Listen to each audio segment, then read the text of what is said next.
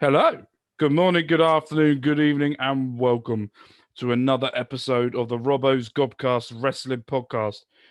As you may tell, can hear, don't know whether you can hear or see, I do not feel well. But it's been an interesting week, and we've got a few things to discuss. Not too much, not a lot has happened on or off, which is weird. Which means this week is going to be something's going to happen this week, and it's going to piss a lot of people off. I can see that happening. Bit like something that happened on Raw. Anyway, we will get into that very, very shortly. But as you guys know, today we are going to be discussing Raw, SmackDown, NXT, and any other news that's happened around If there has wrestling, been. outside of wrestling. If there's any talking points that we want to discuss, anything else that's happened away from WWE, we will be discussing that as well. So that is on today's podcast. So yes, we are in the works of finding. I am anyway. A guest for the wrestling podcast should be soon. Also looking at different variants of what we could do on this podcast as well, moving forward, seeing if there's different things that we could try and do to get you guys. But I want to say a massive thank you to everyone. Last week was the most listened to wrestling podcast we've ever done. Which blew my mind when I looked at the stats. I am very, very thankful for everyone that took their time to go and listen or watch as well, our podcast as well. We're stepping forward in the right direction of where we want to go. We also have a lot of ideas coming through as well. Um, and the good thing for everyone, well, for the next few months, sort of, is the football season's coming to an end. So, which will mean that will slow the football podcast will be quite minimal in what we're doing, which will mean I can put a lot more effort into the wrestling and the F1 podcast coming up as well. So, yes, so let's get into things. Gulam, how are you? And you look at him, not gonna lie. If everyone's watching this, a new Barnet is on the case. How are you? And how's everything going, my man? No, everything's good, I mean, obviously, as you mentioned, I had a fresh haircut after like 5 months, I feel like a new man, I feel better than ever. So, I don't want to brag, this isn't about me. Well, I'm a humble guy. I'm You not are making this you about are me, am I? not a humble guy. Hey, I'm as You humble are as Roman Reigns. no. You are not a humble guy. Let's put that into perspective. One, you are not a humble guy, and that's number If you one. if you say so, if you say so. I do. I'm as humble as humble Right. pie. Let's crack on to things. Let's get into. Do you know how bad Raw is, right? The reason why, if you're watching this, I'm looking over here, Yeah. is I because still have a notice I this is broke out in laughter as well. this is where my iPad is where I have the notes of that. I know where we're going throughout the podcast, so I could keep it on some sort of direction. Um, there's two things about Raw that we want to discuss. Everything else is quite a lot, and one of the bullet points we have on there is the sleeping emoji. Right. To be fair, I'm Nothing. not gonna even lie. I don't really think that because I don't honestly remember anything happened last week. That's the thing. So even I can't. It doesn't really surprise me. See, It's I went literally like through. I So don't see anything that yeah, impresses no. me at this point, So except for one thing, maybe. yeah. So normally when we do these podcasts, I'll be open and honest. We watch them all, or if we don't watch it, I watch the highlights of certain things that I know. Like Raw, I'll just watch the highlights of certain things that happen because unless I see a lot of people saying excellent Raw, really good to watch, blah blah blah blah blah, I'll go and watch it. But at the moment, I'm not. I went through the stuff that happened on Raw, and I went, oh, just nothing good, just nothing good. So yeah, there's one main talking point we're going to discuss. It's one of the main things by the way, TikToked about. If you go down below in the description, is a link to my TikTok where I do a lot of polls for the F1 and wrestling as well. And we will be doing a lot more stuff on there as well. So go and check that out. Let's talk about the main talk about Raw. She has returned. The person that, how do I put this politely, was probably one of the most hated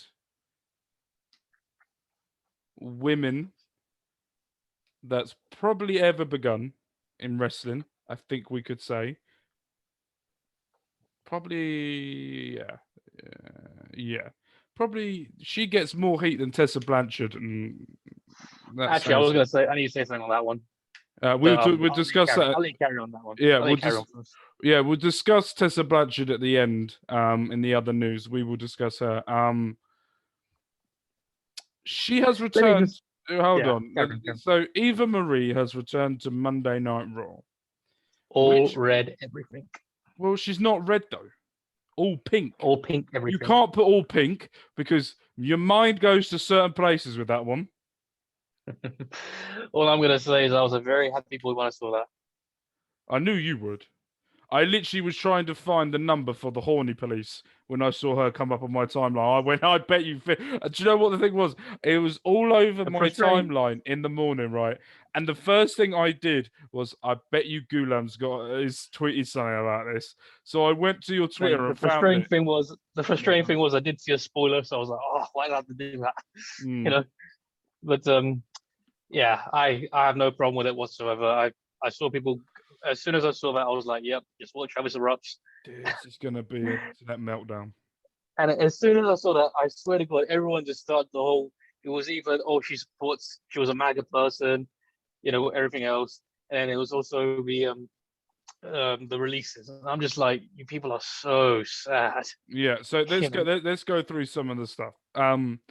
So according to reports, she was signed to WWE in the end of October, beginning November. Yeah. She has been in the Performance Center since then. Either by enhancing her mic skills or enhancing her in-ring skills, we don't know. All we know is that she has got, and we know this by Twitter, a very close friendship with Parker Boudreaux, who, by all accounts, is a massive hit to some of the writers backstage on Raw and SmackDown, which could only mean a couple things. And let's get into that part first. So with the releases and her, before we get into Parker Boudreaux anymore. So with the releases, it was Kevin Dunn that did not see any way of working with Billy Kay and Painter Royce, which, to my knowledge, is the biggest mistake he's probably made in his career. Yeah, apart from all the fucking camera cuts he does. The other one is Mickie James, who I understand to a certain point, but look, a good the only way she would get a title run was because of her name, not because of what she could do in the ring. I think she's good work. And the thing is, she was injured a lot as well. Yeah. They're just that something. She was injured a lot as well. That's the thing. No one seems to acknowledge that part. I mean, I think that people seem to. I like Mickie as much as next person, but the thing was that she was injured so many times. She was injured on Raw as well, and no one seems to bring that up. So it's no surprise that they kind of weren't, too sure they could do more with it, and that's what I think people seem to miss out on. I mean, they could have still put her as a manager role, but I thought it was very telling she wasn't going to be there much longer when they put her on NXT pre-show commentary. She could have still been, part, working with the women and all that as a trainer or something. But I think that I know, but everyone's talking about the whole trash bag thing right now, which is a hot topic right now at this point.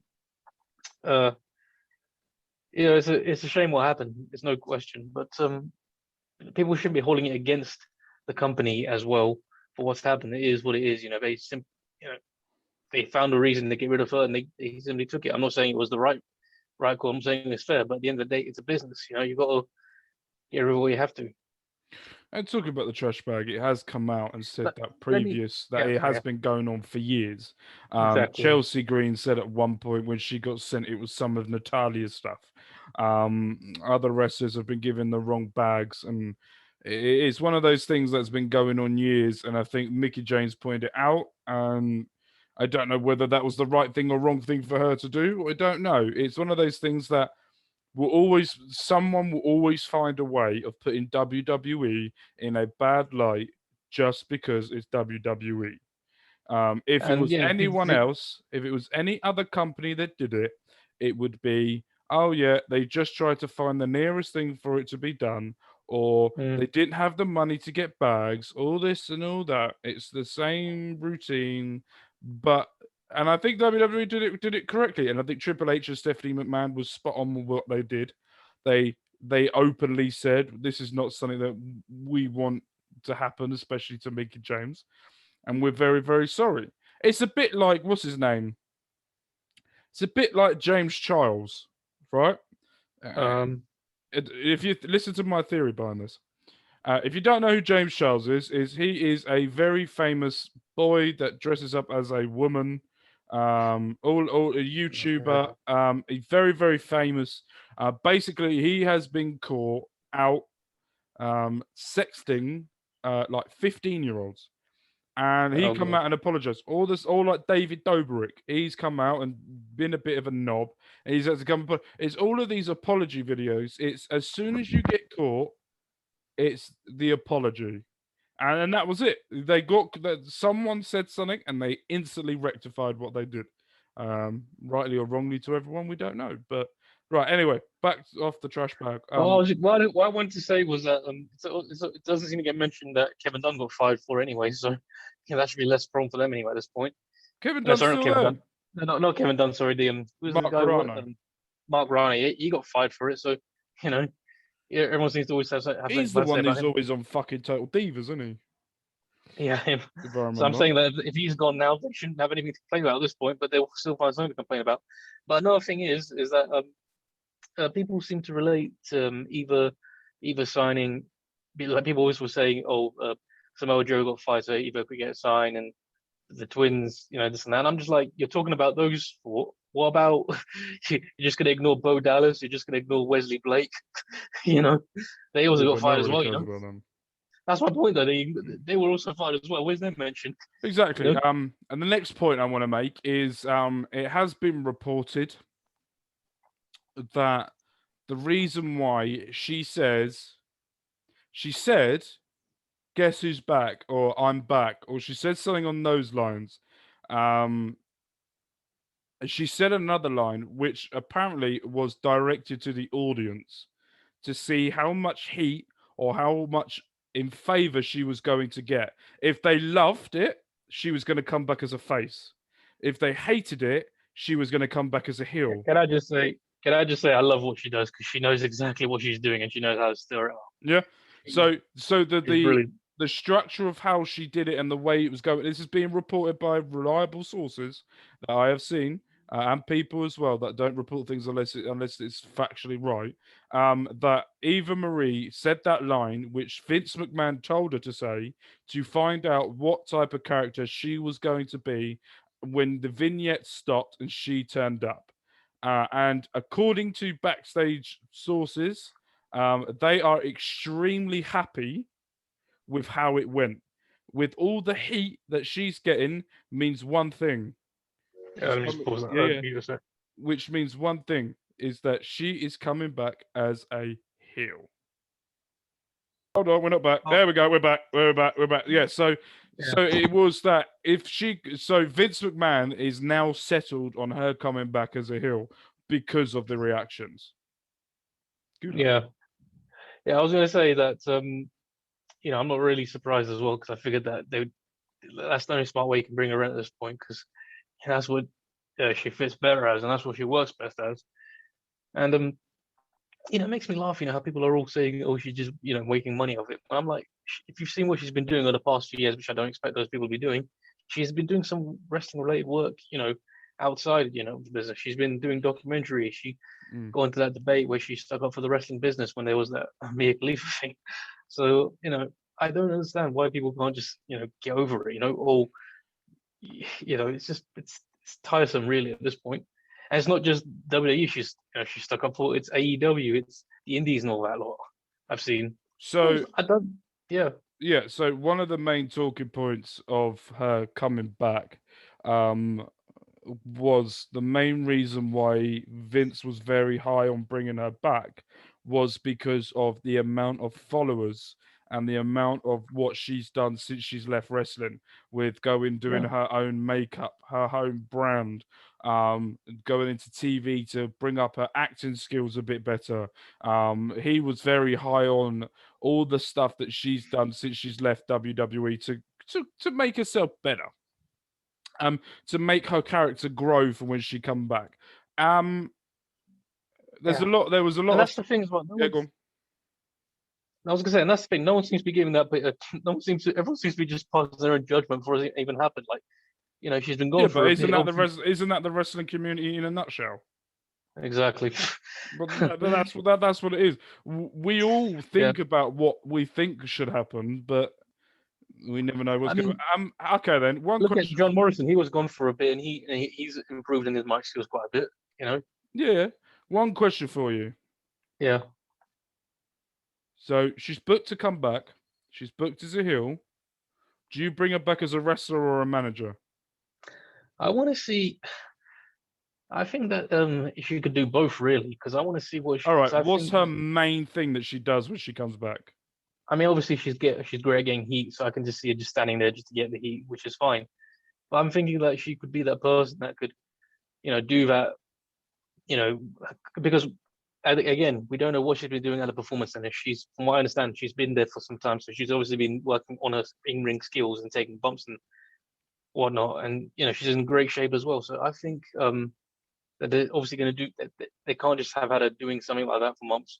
If it was just working on, if it was just holding a mic and how to work in that, you know what I'm saying? So I Yeah, think but also at the same time, I think she's very, very clever. She wasn't that I thought she was very underwhelming when I last saw her on I thought she WWE. improved. I thought And she improved when she was on NXT. She had some. She was showing some improvement. I remember she was training with Brian Kendrick. So yeah, I think she's. I think I'm she has. interested to see what she brings. I think she's. I think because as well, you have to look at who works at the PC as well. She's most likely would have trained under Adam Pearce, Drew Gulak. Uh, I don't know who else is there. I think Albert's still there probably. I think. Yeah. But what I'm trying to say is that she's obviously been doing something there. She hasn't just been, signing, And if she's doing gone anything. back to the performance center, she's definitely going to work with the likes of Shawn Michaels, Triple H, Exactly, all yeah. those type of people as well. So I'm excited. Right, that's the end of Raw. Just fuck all that. Let me be a bit fair. Like we've got to say something. Drew McIntyre, I think he's hanging on there best as he can. Despite holding the championship. And I think people are all jumping the gun, like saying that he's been buried. When you've been champion for so long, and the focus is still around you, I don't see how you've dropped down. You know what I mean? Especially when you're Drew. This is how I feel about the segment of Elias throwing tomatoes Oh god. and then hit. Do you I know laughed what? at that. The only thing that saved that scene was Riddle coming through on his scooter going, "Hi, Randy," as he was going through in the background. I laughed at that as well, but I actually I I pissed don't know if you myself. saw my tweet. I tweeted when I saw it, I was like, I think it was you don't throw tomatoes at Randy Orton, you just don't throw tomatoes at Randy Orton. I broke out laughter at that. You just don't throw tomatoes at anyway. But Let's move on. Let's move I on. will say I think the tag team championships. It was great to see them finally on the tag team champions on Raw finally. Yeah. Yeah. Anyway, I'm just hoping NXT. they move Damien Priest onto the NXT. Okay. Yeah, I'm bored of Raw. NXT. Excellent week. Excellent week of NXT. I was happy with it. One Are we going to talk about the opening? Yeah, 100%. Got to talk about it. 100%. So we've got a few main talking points we're going to discuss. It kicked off with Isaiah Swerve's. It was Isaiah Swerve, wasn't it? That kicked off. I can't remember what it was. With Leon Ruff, yeah. Swerve Scott versus Leon Ruff. Can I just say that was a hell of a match? I like both of those guys in it. I don't know how to describe it. Like there's one of those matches which you don't want to forward. That was that match you didn't want to forward. You just kept watching it bit by bit. And they both gave it their all. Leon Ruff, I've given him a bit of flack in the past, I know, but I've never taken away from him. He's a hell of a performer in the ring. Definitely got some. He's got that Spider-Man kind of mentality, Spider-Man kind of moveset mentality kind of thing about him, the way he moves and everything. Scott, great heel, really grounded him. Like he ragdolled him around the ring. I liked it. Great match. Hats off to both of them. Can I say? I just put over them both. Right. So, here's my honest opinion. I'm going to try and keep it as impartial as I possibly can. I am very high on Leon Ruff. Yeah. Not high on Leon Ruff to a point where I think he deserves a championship. I'm high on Leon Ruff to a point where I feel like he's got it all. The only thing I say he's got it all. There's one thing that he's missing, and that's a character, which he's now got. Physique. It doesn't matter about physique. I don't care about physique. I don't look at wrestlers and go, "Oh, all right." No, I'm just being honest. Got a bit fair on that one. That's just you. I don't look at it as that. I don't care what he does. So for me, he needs a character. He needed a character. He needed something for people to really believe in him, to think that he could take it, which he's now got. He's now got that character, as you said, but he's got that character that he will do as much as he can to get the win. Okay. Yeah, I agree. So everyone knows I don't get Swerve Scott at all. Don't get it. Okay, no, I'll be, All right. I don't get it. And this is before the match, okay? I don't get him. I think the promos were very, very cheesy. I thought he was very generic in what he was saying. There's a lot of people going around going, "This is my time. You're taking the spotlight." It's very 1990s. Okay, no, that's fine. I'll give you that. It's a bit overdone, but yep. That's the first time he's shown that he can wrestle like a star. Not wrestle as in indie wrestling, where you flip about, fight about, do different things, all this and all of that. No moves. Every move doesn't really mean anything. You're just doing move for a move. You move. That's the first time I've really felt he told a story in that ring. The ending,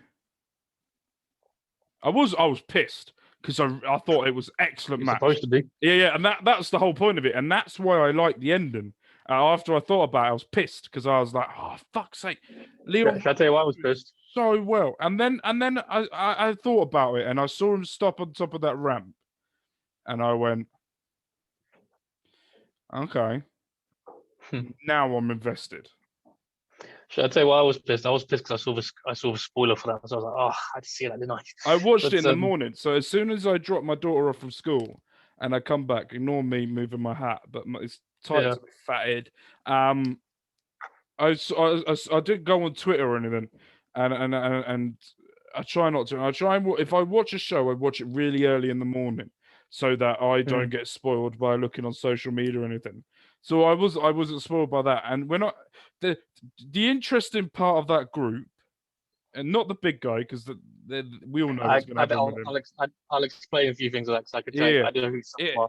So I'm not sold on the big guy. The smaller one, I'm a little bit sold on. He looks like someone who's going to be a star. I've seen it before, but I don't know what. If it was formerly Tahuti Miles, now it's Shanti Adonis. He was on talent for a few times. He wrestled as a jobber a few times. Okay, yeah, I've seen his face before, but I couldn't work out who he was. But that woman, Brianna Brandy, she was on Raw Underground, and she's been signed for some time. I actually said when I first saw her, she'd be a perfect addition to the Hurt Business, because she's got the height, she's got the look, I've seen her on Instagram. She can kick and everything. So she looks like a star. I know. I'm very, very. I know you are. You're on horny police mode. No, I've been calling her name for a long time. I've been saying she should been brought for a while. It was just And I'm never happened. interested to see, and I'm interested because I can't see Liam Ruff now. Look, Liam Ruff's lost, and it was the last Falls Count But Anywhere match. But the big guy, where do they go with this? This is the it'll main. be, Yeah, tell me about the big guy. The big guy. yeah, the big guy. Yeah, so I'll be fair. I saw him the first time. I didn't. Do you know they have this A&E program where they're doing where they're going around? Oh yeah, but I doing, can't find that anywhere to watch it. you can watch it. I'll there's this wrestling up page you can look on.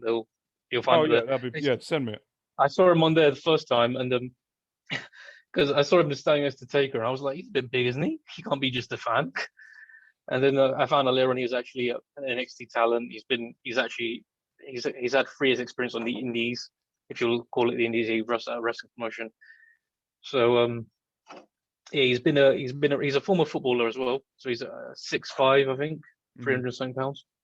Quite a big guy, and he's fairly obviously you can tell he's quite a strong guy and everything. He fits their Well, we haven't really seen that. He's had to pick up a paper bag in Leon Ruff, and let's be honest. if you see there was a gif of him throwing a guy into a table, into a crowd table kind of thing. It was an independent show. It's quite interesting. So it'll be interesting to see where they go with this thing. Right. But yeah, I want to see where this goes. Yeah. Yeah, I'm excited to see where this goes. Right. I'm excited to see, and also Diamond Mind as well is another one that kept being promoted, and I'm excited to see where that goes. That's going to be an MMA thing, yeah. There's one thing I want to discuss, and it wasn't a match. It's something that's little subtle things that are happening that I'm noticing. Walter, Imperium. There seems to be something going on there that I think is going to result in him coming back to the States to sort it out. And I don't know what is going to happen. You look at what happened. The Imperium didn't have a match. Marcel Bartel and Fabian Aichner were in the locker room with Alexandra Wolf talking to Walter through FaceTime with the iPad. And I think German. And at the end of that conversation, before anything happens, Alexandra Wolf storms off. I tell you what, I still think Timothy Thatcher needs to go in Imperium. I think I want to see him there as well. The thing is, I'm still hooked on him and Ciampa right now. So I am as well, and I like it. But that's the thing I hate when they do that. You know what I mean? But if you've got a wrestler that knows Walter inside out and has tag teams with him before, and there's friction going on, you can't. Killian Dane going into Imperium. He'd have to shave his back first. Yeah, that ain't gonna happen. I think would be good, but I just can't see it happening. I can see more Alexandra Wolf turning on Imperium and going with Killian Dane. And then Drake Maverick comes more of like the manager / whenever they're doing a 6-man tag can come in and wrestle. That's where I see that. What do you think? Yeah, it's about the same, really. I mean, obviously it's the whole tension surrounding thing. They're trying to keep it alive. Obviously, because Walter's not there at the moment, so it's going to be interesting how they play it off. You know. Yeah. Are you all right? Yeah, I'm not just at work. No. We've got 2 title matches this week on NXT. Let's quickly go through them. Kushida versus Escobar and Raquel Gonzalez versus Mercedes Martinez. Both for titles. One for the NXT Cruiserweight, the other for the women's title. Quick predictions for you. Yeah, what's up? Sorry. So two matches, and then we're going to go on to a couple more things quickly. Kushida versus Escobar for the NXT Cruiserweight title. Where's this going? Just trying to think. Well, I don't see him taking the title off Kushida just yet, so he's most likely going to retain it one way or another. It'll be a hell of a match. So yeah, I'm in agreement with you on this. Escobar, no. Raquel Gonzalez versus Mercedes Martinez for the NXT Women's title. Who are you picking? Raquel, come on, Raquel. Yeah. I mean, And nothing I is hope, Mercedes. I hope they let Mercedes work, and I hope they put her over. I mean, I know I've said that the best way to book Raquel was to just have her just go in and wreck everyone. That's kind of why I still have her do here, but I guess let Mercedes be the toughie on what she is and give her help a fight. But yeah, it has to be on Raquel, Yeah. 100%. We got two more things to go through, and then we'll go on to SmackDown. Karrion Kross. Fucking Oh love yeah, this man. Fucking love this man. I just remember that as well. I can't get over I'll how be fair. much I'm in love with Kross. Yeah, I like him too. I have to be fair. The segment was it was a bit corny. Let's be honest, but it was still good. It was still good watch. It got the point across. I think that was the Mm. main thing that they needed to do, is they Mm. needed to get his point across, and he did.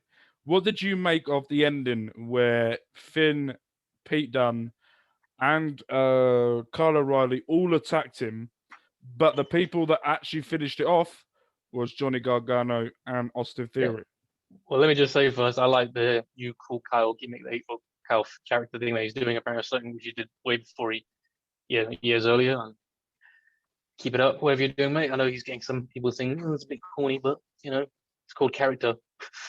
Don't like it, don't watch it. Mm. So yeah, the segment you're asking me how I felt about it, yeah? Mm-hmm. All three of them. Yeah, all three of them going for the NXT title. And how did you feel I that think Johnny Gargano? And there's a spot in that I want to talk about. There's one spot that I want to talk about, but we'll get to that in a minute. Yeah, I think it's great to see all three of them, getting involved in it because it's not like but just having Kross, wait for someone to show up. It has to be somebody, stepping up to take the title from him. So I think that's the right way to go with it. So simply put it, I'm happy with it. No problem at all.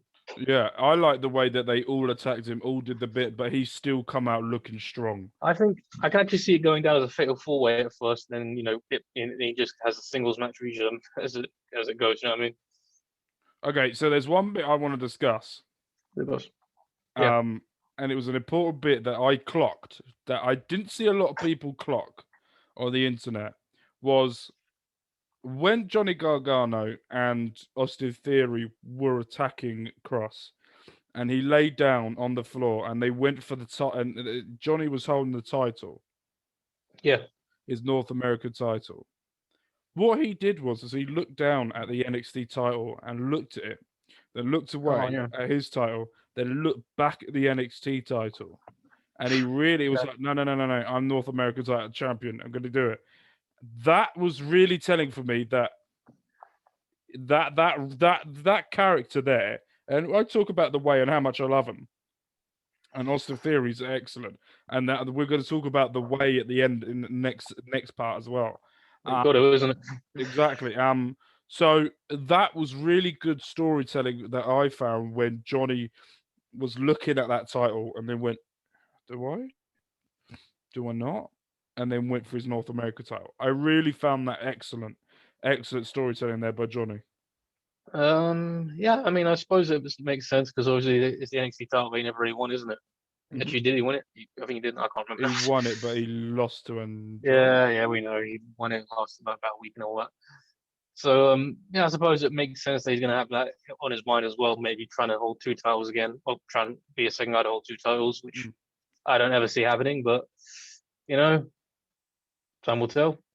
And let's talk about let's move on and talk about the biggest match probably in NXT women's history. The defense. Wait, hang on a second. How are you going to skip Ciampa and Thatcher versus the Grizzly Young Vets? Go on. Because this is more important. So all right, go on then. The NXT women's we've gone on quite a lot about NXT. There is more that we tweet about.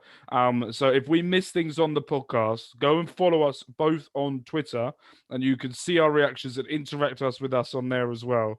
And on TikTok and Instagram and all the other social media places, and you can get our reaction there. There you go. That covered it. So NXT Women's Tag Team Championship match, the Street Fight between Shotzi Blackheart and Ember Moon, the tag champions, going in versus Candice LeRae and Indy Hartwell for the title, where this was one of the best storytelling matches in a women's tag team wrestling that's happened in WWE since they brought in the WWE women's tag team in the main roster. This is one of the best storytelling matches that they've done. I think it was a good match as well. I'm not going to even complain on that. I thought it was well done. It was well booked, well set out and everything. I will have to say, I have to address this because it has been brought up on Twitter a few times. I do think that they might be having people drop the titles a little too sooner than expected, but I suppose in a way it kind of makes sense because they're not just dropping it to anyone; they're dropping it to established tag teams at this point. So I think it gives an opportunity for the women who haven't come in yet to step up for that. I'm trying to say. So I suppose it makes sense on that one. Yeah, but, yes and no, but Ember it's a bit of a yes and no thing. Yeah, Ember Moon and Shotzi Blackheart make a good tag team. Yeah, but they're not a tag team.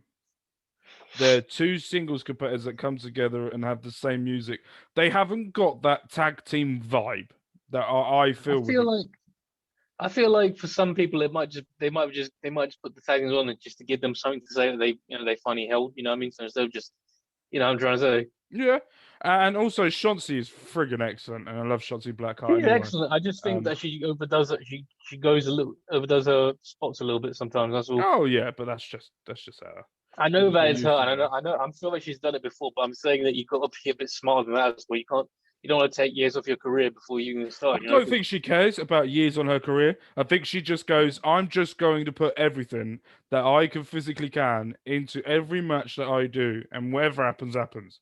And I think that's one of the main things I like about her is that she does everything she can, no matter what it is in a match that people will go, you shouldn't be doing that, shouldn't be doing that. Well, that's probably because you can't do it. She could do whatever she could do it. Let her do it. Yeah, but the thing is, though, is that doesn't matter. I do like her. I just do think she just needs to be a bit careful. But that's just my opinion. She's finally won the title, or a title, in NXT. Candice LeRae, Candice Wrestling. The woman. I'm not gonna try and lie to you. I'm not exactly that bothered about her too much. That's why I'm not talking to you about that. That's why I'm more happy for Indy Hartwell. Yeah, stop talking. Candice LeRae, the person who is I'm not saying the best. I'm not saying of the best in the women in WWE, no matter what. She does more behind the counter, more behind the scenes than she does on it. She helps everyone. She does everything she deserves, and she deserves that NXT women's title at some point, or a Raw or SmackDown women's title in the future. But Indy Hartwell is amazing, and I love Indy Hartwell, and I love the storyline that she's having with Dexter Lumis, and I love the way that her character is right now. That she's doing everything she can for the man of what she wants. But let me just add, I've never said that Candice LeRae is not a talented wrestler. I said she's a great competitor. I said that she takes some crazy bumps and she's inspirational on that note. And obviously she does help backstage with the people coming up and all that. It's just that character I had no interest in. That said, I have no problem with her holding the title. I'm just more happy for Indy in this case. That's all. No, I love it. I love both of them. I'm more happy for Candice because of what she's done on the independence to get to where she is now. For her to be fully recognized. She's a tough woman, no doubt. She's just fucking epic. I love Candice LeRae. I didn't realize my love for her until she won that title, and then I was like, "What? Yes, go on." But yes. So congratulations to the Way, who now have 3 out of the 4 titles, 3 out of the 5 titles in NXT. I did tweet this. I regret tweeting it. I did say, give Austin Theory the NXT title.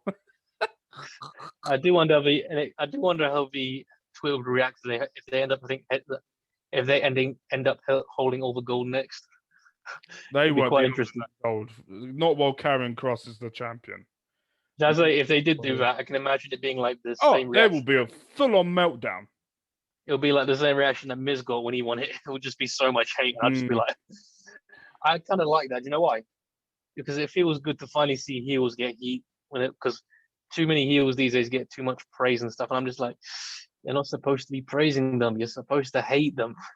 And when I saw the Miz getting heat for winning the title, I was like, I'm happy with this because this is exactly the way it should be.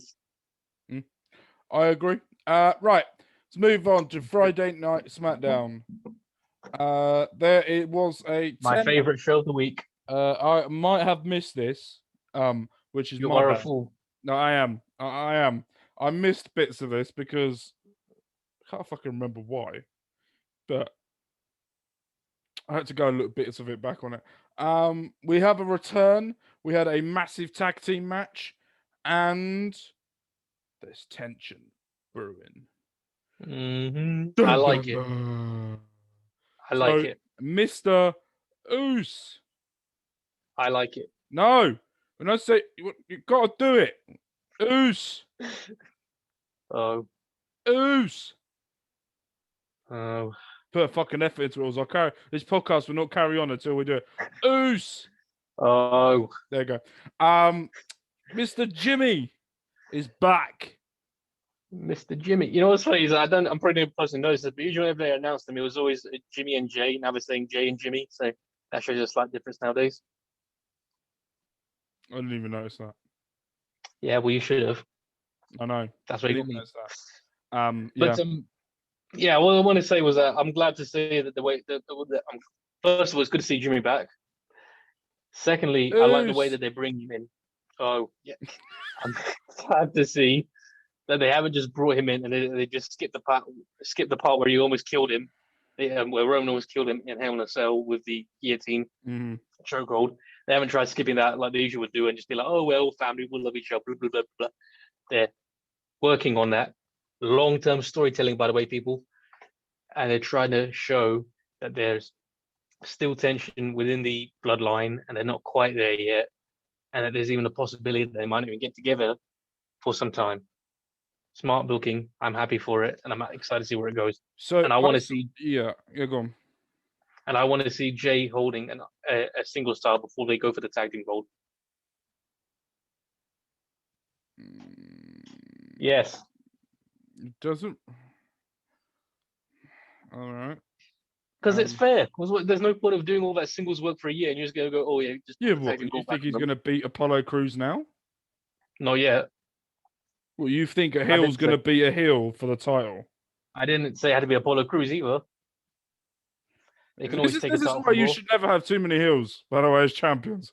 They don't have to go for the title on Raw, but on SmackDown, they can take it from Raw and bring it to SmackDown. Have you thought about that? They can do the old switcheroony. You know, we still got time for someone beat Sheamus. Yeah, Sheamus the title. Yeah. Something along those lines. You know what I'm trying to say. Okay.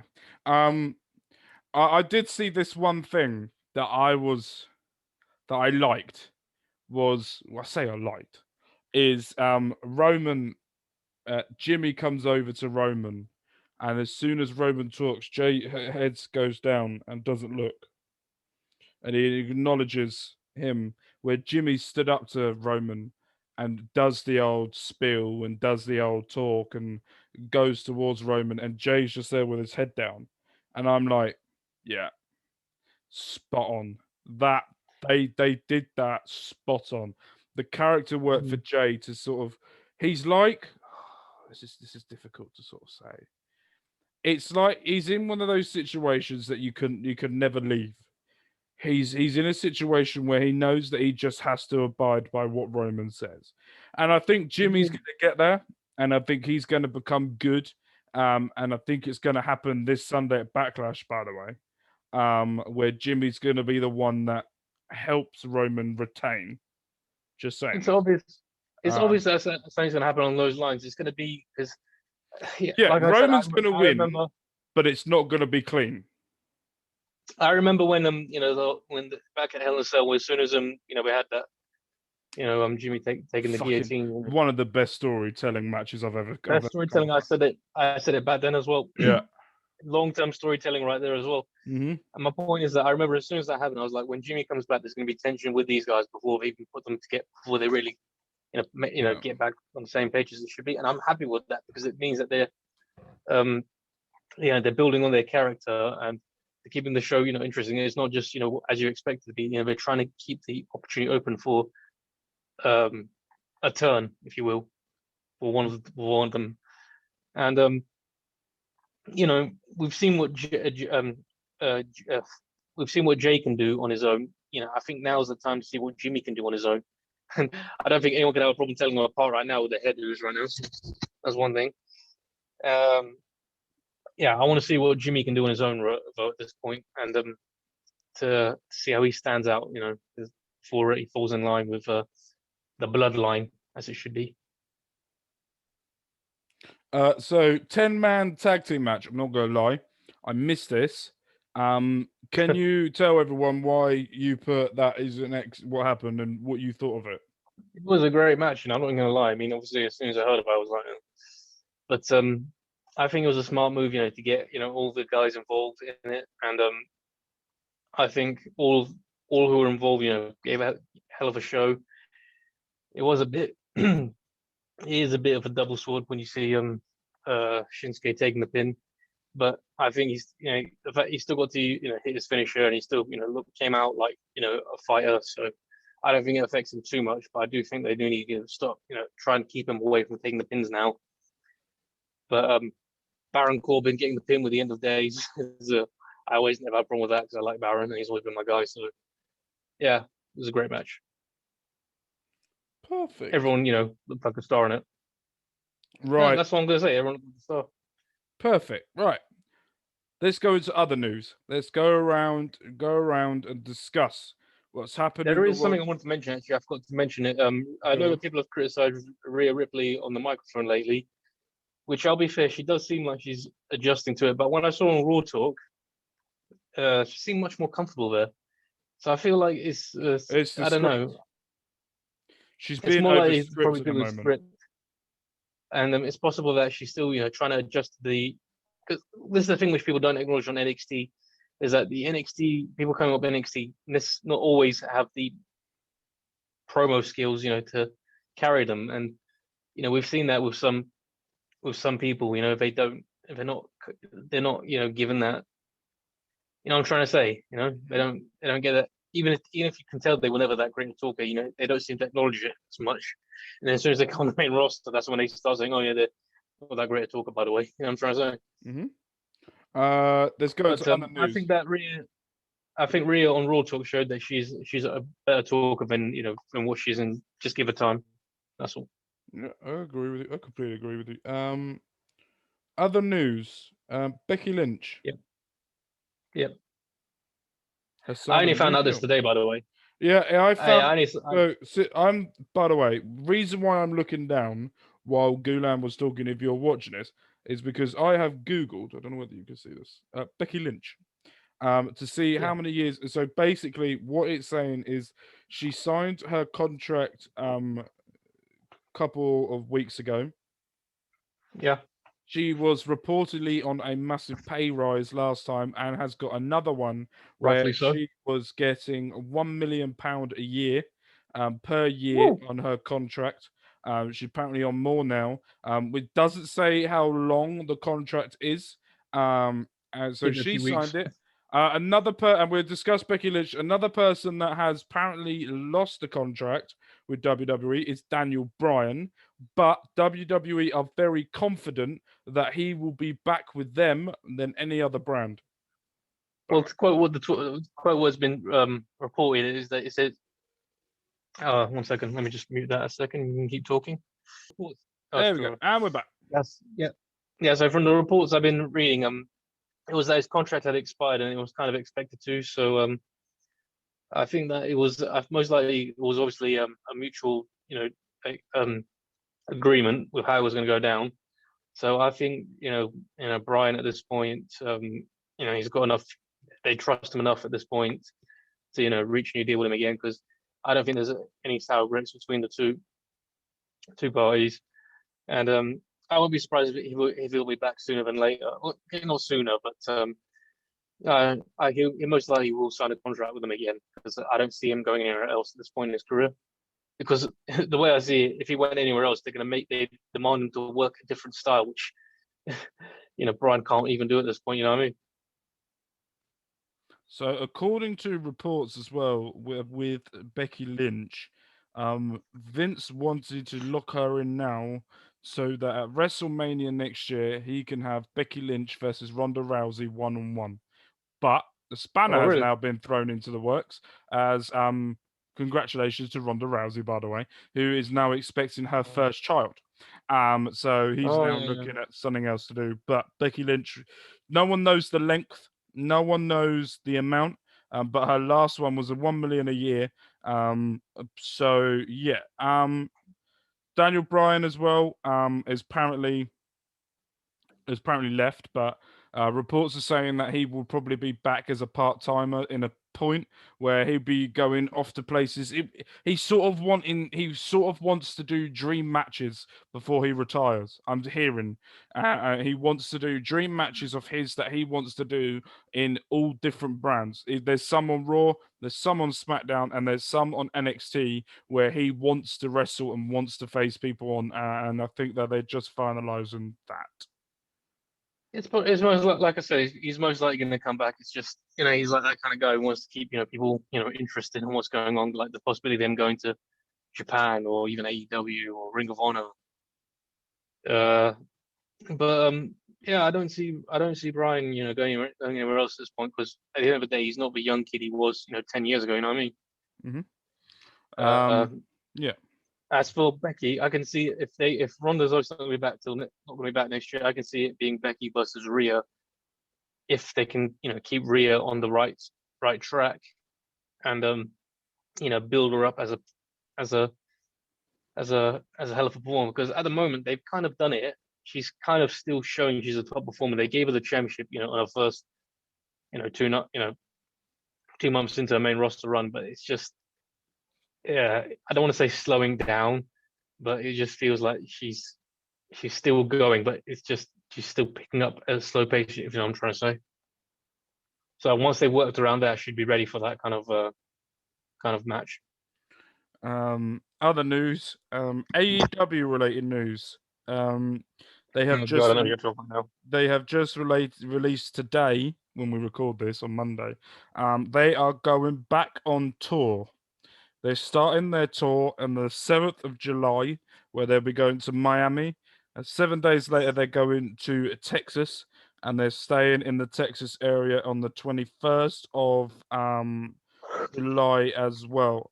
There's also reports coming out as well that they've also said that there will be live tapings in St. Louis in November as well, and New Orleans in another place as well in January the 12th. I think that might be.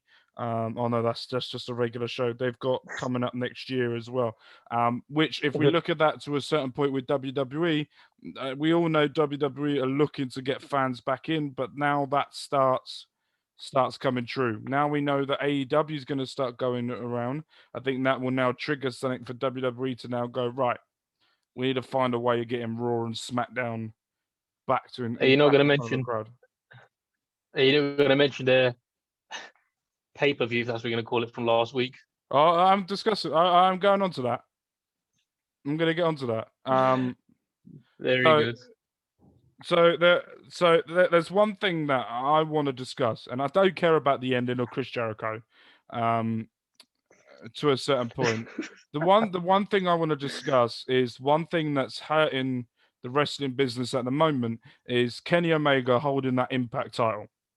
He didn't even come out Yeah, to the ring holding that Impact World title, even though they're meant to be partners in this. And that's damaging for Impact Wrestling because this partnership, and I think Bubba Ray, and I'm going to discuss how spot on he was in two things. With what he said was this is meant to be a partnership that helps both brands. This is meant to be AEW has taken up a lot of their time on Impact to try and either grow Impact or to help Impact for the future. This is not helping Impact for the future. This is crippling them. You've got a world champion that's not even holding your title when they go to a major event. You've got mm, you've got wrestlers in that back of Impact who personally are very good wrestlers. And there's one wrestler in yeah. particular who I really like, and that's Chris Bay. And I've said this a long time. I really rate him. I think And I that's a really Moose. and I really like him. And there's Austin Ace. who's just become the X Division champion as well. On there as well. But that is more telling. That this is one thing that I've said before. This partnership with Impact, it's good to open the forbidden door, right? I like to watch the forbidden door open. I like to see New Japan wrestler going to AEW and fight John Moxley for the New Japan title. Gives more thing for New Japan on telly. Get that. But when you've got an AEW star going to Impact, winning their title, good. Kenny Omega, world renowned name now. He's becoming one of the best wrestlers in the world. I'm not denying he's one of the best wrestlers in the world. But when you have remember someone when like that win the title and not even bring it to a massive event like Blood and Guts, just doesn't make any. It just ruins. it makes me laugh. I remember when Kurt Angle was holding over gold in TNA years ago, and I remember he was on the IWGP Championship as well. Mm-hmm. So I don't understand, like, how Samoa how Joe was the NWA World Heavyweight Champion and defending it on Impact. Oh yeah, I remember that one too. Yeah. So it doesn't make sense. It doesn't make sense. Yeah, I agree. And that's one of the things that I feel to show you. And I get the partnership. I'm not a massive fan of AEW, but it's wrestling, and we all love wrestling, and we all love and not like our different things. And if AEW are bringing new eyes to wrestling, good, happy. That more people that watch wrestling, the better the life is for us. But the thing is, I've given AEW their credit where credit's due as well in the past. But the thing is, this pay-per-view was definitely not going to be it, especially after when I was hearing about it. I'm not going to talk about the Jericho full part because that's just not worth my time. I'm talking about the fact that they had to, they recorded a show. They didn't even have the people on. According to, I know what you're about to say, but according to reports and according to people, they knew in advance the people that were going to that live show to watch that War Games type of thing at the end, that they were only there to watch one match. They weren't there to watch the whole show. According to report and according to people that were there as well have said it. We paid certain amount to watch that end match and do it. Look, let's discuss it for 2 seconds before we go. Before we finish, and I go and take a look. All I'm going to say on that is that if WWE did that, they get so much flack for that. Oh yeah, that's all I'm going to say. So I don't see how. Before we get into that Jericho thing, you wanted to say something about Tessa Blanchard. Well, what I want to say is that the way people reacted to Eva Marie, if you're all going to say shit like, "Oh, Eva is a problem person" and all this and that, how are you going to? What do you think Tessa Blanchard's going to be like? She's not exactly the friggin' angel, coming from heaven. How is she? From what we've been hearing, I tell you that's what I'm trying to say is that I don't get how you can. I agree. And one of the things that I know that she's coming back to wrestling, or she will be in a company soon, is she has been off social media completely for a very long time. She's come back in the past 2-3 weeks, and I mean, she's posting regularly. She's commenting on different people. She's saying different things on different platforms and this and that. And that's telling me she's back in a ring soon. She's got her own wrestling school open with Brian Cage in somewhere where they're training wrestlers, which is good for them as well. That they've got a good thing going as well. Chris Jericho. I get the spot. Listen, I get the spot, and I think it's a good spot to have because now that makes MJF the head of whatever they're going for moving forward. It gets rid of Chris Jericho for a while. Yeah, I heard about that. Yeah. And we all know that Chris Jericho, when he goes out, he does things. He goes out with a bang, and we all know that when he's written off telly or if he goes and does something else, he goes out with a bang. The production of it was shocking, and that's the thing that ruined it. It's like with the sprinklers that they had at the end of the Kenny Omega Dean Ambrose. Yeah. Look, if you listen to Bubba Ray, what he said at the end of the match was, it goes, "It's a good spot." But if you remember back to the Hell in a Cell match with The Undertaker and Rikishi, if you watch that match, we didn't see where Rikishi landed. If you look at it now, where Rikishi landed, he landed on something really soft, so it was never going to hurt him. It was going to Yeah. hurt because he's still on a long drop, but it was a fall that it was not going to completely cripple him.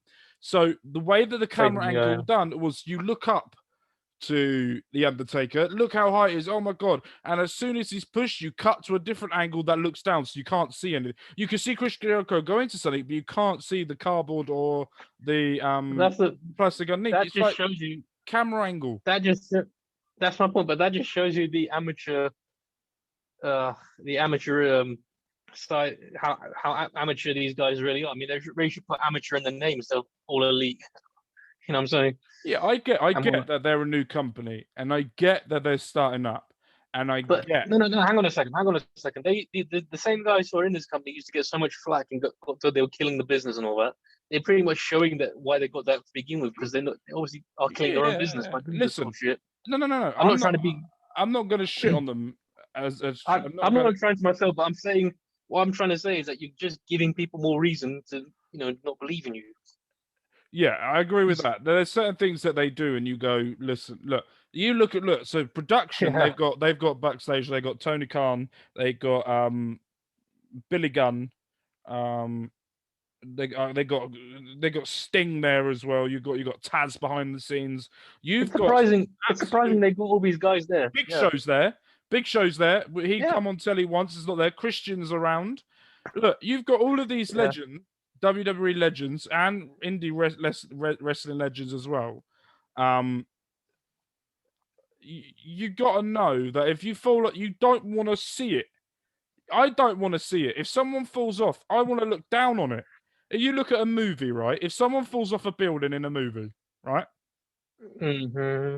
You're never there next to it to see the land. You're always looking down on it. And as soon as it hits, or as soon as that body hits, you're then next to it, right? That's what I want to see. I want to see him land, watch him there, and then go and then do a frontal of him, not by the side where I can see the cracks and see inside of the stage, see the side of it, so I can see what's going on.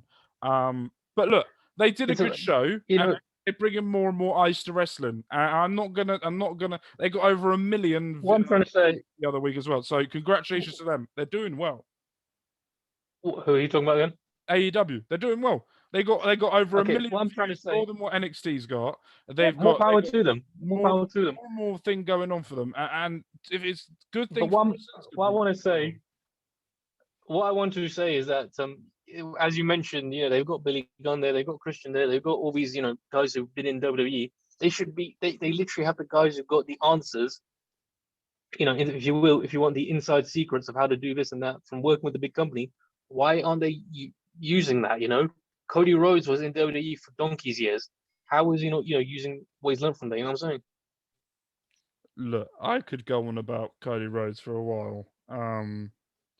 But you know what I'm trying to say, though. Yeah, no, I get you.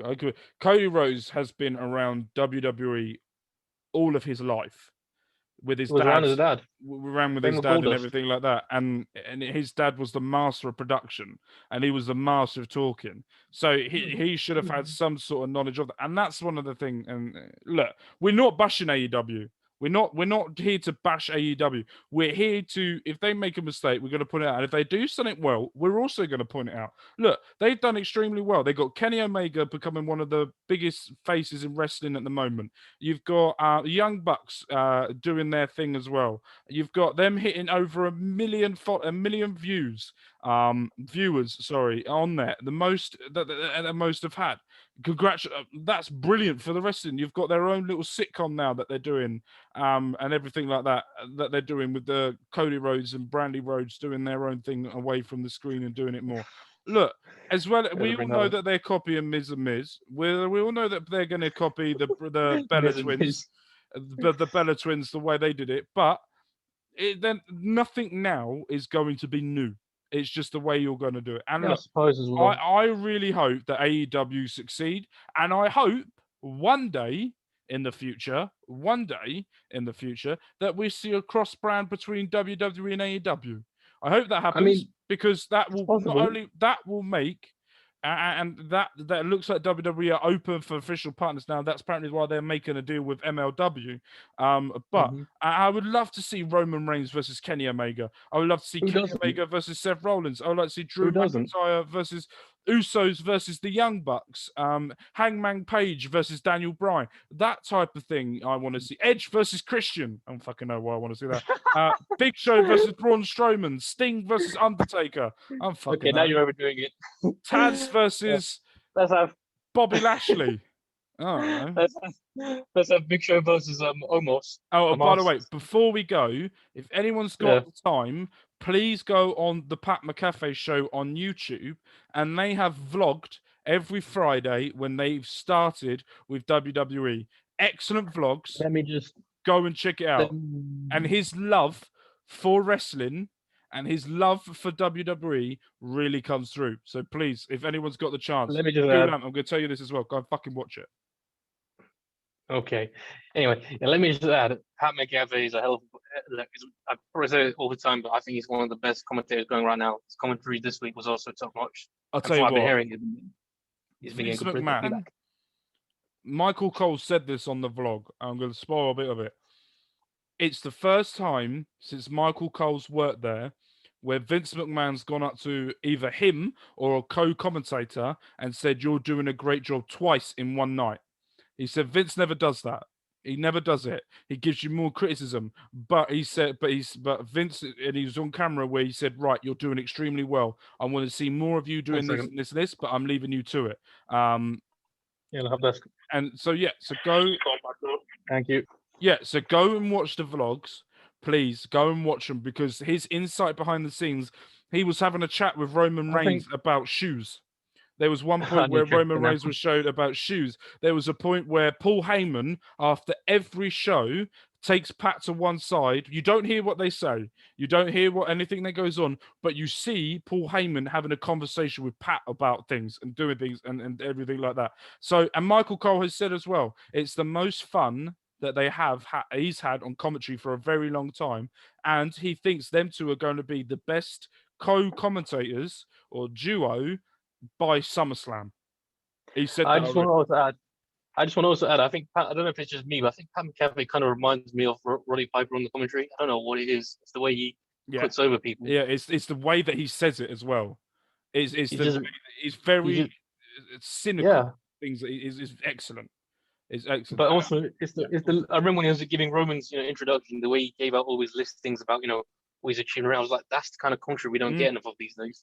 Yeah. So I think I like what he's doing. Yeah. And that's the one thing I think Corey Graves misses, is he's very good. He's very good at hyping matches, and he's very good at doing that. But he misses the history.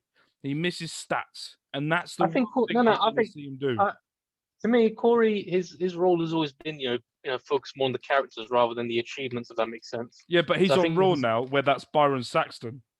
He now needs to, and I know, but Byron Saxton, that's Byron Saxton's role on Raw, and we've got the new commentator on Raw that is going to learn. He needs to take the lead on that and do more. I think he's okay. I think people give Adnan too much. Unless he wants to get pissed on.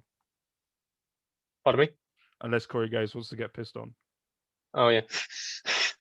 Anyway, yeah. What I'm saying is that I think he's an okay commentator. I just think he gets, again, it's that new guy who gets picked on just because he says something which doesn't make sense. And it's like, why would you waste your money? I think he's okay. I don't think he's bad. He's very raw. Learning. I think he's very it's raw for raw. JR. Yeah. JR himself has said that he met him years ago, and he said that he's a good commentator. He's a good commentator. He's just adjusting to a new environment. It's just gonna take him a little while to pick up. Just because Marks is even harder to impress them. Listen, I think throwing him on Raw was a bad choice. I think he needed to go on 205 Live or NXT. You can't touch NXT UK. Yeah. The commentators on NXT UK are fucking epic. Do not touch them. Anyway, Nigel McGuinness. So. Exactly. So, and I think he needed that build up to them Raw. I think he's just been thrown on the deep end and he's gone swim. But I think for a guy who's come in like that, I think he's still doing better than expected. I mean, he's doing all right. It's just something that I wasn't expected to hear on Raw. But that's just nobody expected other people doing it.